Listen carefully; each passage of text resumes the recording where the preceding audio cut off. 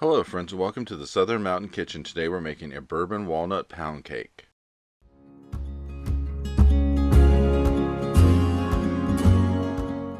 So what you see on my counter is what we're going to use to make this pound cake. There's quite a few ingredients, but the end effect of this is just a really great thing if you want to have the snack around for the holidays, for people who come around just to serve something for them to have to eat or whatever.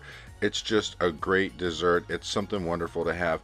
And it has a kick of booze in it because we're going to add some bourbon to this and some walnuts, which are going to make it really have a great taste. So go ahead and preheat your oven to about 350 degrees. Depending on how your oven runs, some people's ovens run colder than others. You might need to go to 360 on this. And this is going to bake for about 45 to 50 minutes. So we're going to start out with a cup and a half of sugar. Then to this, we're going to add about a half a cup of shortening. And we're going to add 1 stick of butter, which we've already softened up in the microwave, so that way it's a little easier to deal with. And once we get all of this into our bowl, we're going to go ahead and mix this up a bit before we add anything else to it. So that way we kind of get the ingredients that are kind of soft and fluffy and ready for other things to be added.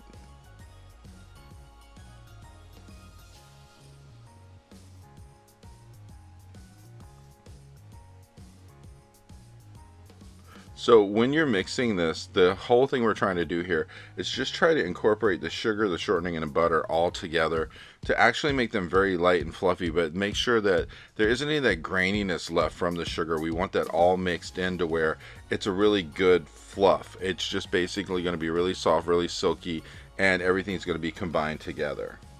Now as we're mixing this, we're going to start adding in eggs. We're going to do 4 of these one at a time. And make sure as they're going in that the egg yolk breaks up and everything is totally incorporated. And then we're going to add about a teaspoon of vanilla to this. And then we're going to continue to mix until we get this completely mixed up to where everything in this bowl is totally combined together. Make sure you go around the sides and the bottom and we pull everything in together. And this is only going to take about a minute or so to do. Now we're going to go ahead to our dry ingredients, which we're going to start out with 2½ cups of all-purpose flour. Then to this we're adding 1½ teaspoons of baking powder and then 1/4 of a teaspoon of salt. And then we're going to use a whisk and just whisk this together so that way everything is distributed throughout the flour, because we don't want anything of the baking powder or the salt just to sit in one place. We want to make sure it's all combined throughout all of the flour.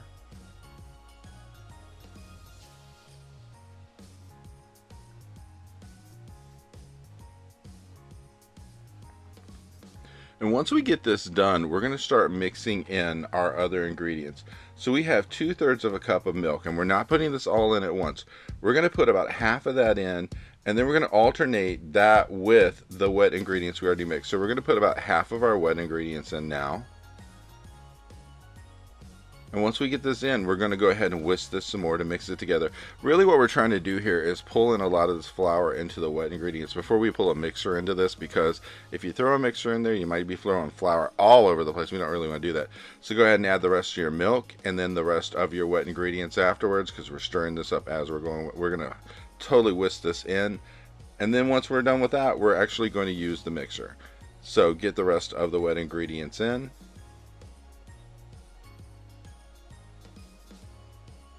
And just pull it all together as much as you can before we go to the mixer. And then we're going to mix this for a couple minutes just to make sure that we get everything really pulled in and it's all ready for the next step. And the next step is the bourbon. So we have one of these little mini bottles of bourbon, which is basically 1/4 of a cup. We're going to use about 3/4 of this in here and save the rest because it's going to go in the icing later. So once you get it poured in, we're going to mix again and make sure that the bourbon gets throughout the whole batter that's on our bowl. We just want to make sure everything is pulled together and mixed through as we keep going.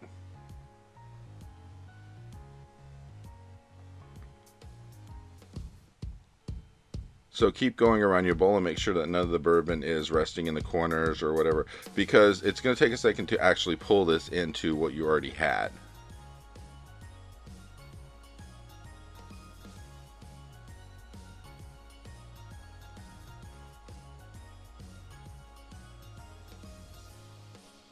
And as you can see, this is really light, really fluffy, and it is about ready to be used.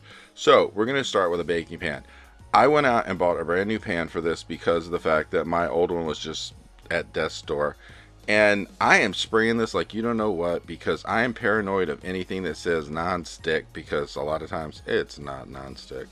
So I sprayed it with a lot of cooking spray, the non-stick cooking spray, and then I'm adding some flour to it, which I'm going to knock around to actually coat the bottom and the sides, just to make sure this thing comes out, because I am not about to have this stick and make a mess of all the work I put into it. So I'm going to knock this around a little bit to make sure everything's coated before I start doing anything with it. Now once it's prepared and we're ready to do this, what we're going to do is we're going to put some of our batter in, make a layer in the bottom of it. Then we're going to put a layer of nuts.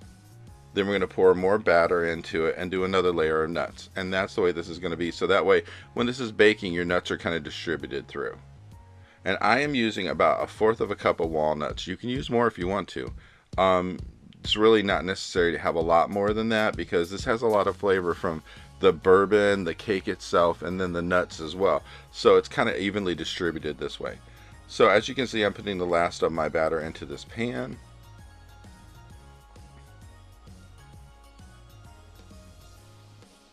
And spread it around to make sure that you have an even layer here before you put the nuts on top. Now, as I said, you should have preheated your oven to about 350, 360 degrees, because this is going to bake for around 45, maybe 50 minutes. Test it to make sure that it's getting there. You know, you can always see if this thing is like still needing a few more minutes time. And here's mine back from the oven. And, you know, I got lucky with this one, I think, because this pan actually did me justice. Because mine actually, as you're going to see, came out right, which shocked me. It really did shock me, but it looks amazing and I'm so thrilled. So we gotta let this cool for a while, because you know we let it cool before we take it out of the pan, but we're also gonna let it cool before we put icing on it. So in our icing, we are taking about a cup of powdered sugar, and then we're gonna pour into this the rest of the bourbon that we had, which is not really a lot, but it's just gonna flavor the icing. And then we're going to stir this up a little bit. Now, in my little container to the side, I have like a couple tablespoons of milk. What you're going to do is put the milk in a little at a time until you get to a consistency that's pourable but thick, because you want this to stay on top of your pound cake when you're putting it on. So keep stirring it until you think you've got that thick consistency that will stay but not be too runny. And then what we're going to do is we're going to pour this over top of the pound cake. And you're going to start with a little bit at a time, just making a circle of the pound cake and pouring it on as you go. And then keep repeating that until you build up the layers of icing until they're running over the edge, but they're actually a lot on top and a lot on the sides.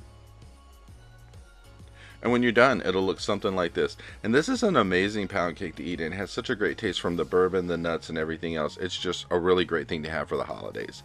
I hope you liked this video, and if you did, please like and subscribe. And if you get a chance, check out my cookbooks, which are available in bookstores worldwide. The first is all about everyday cooking. The second is all about baking. Have a great day.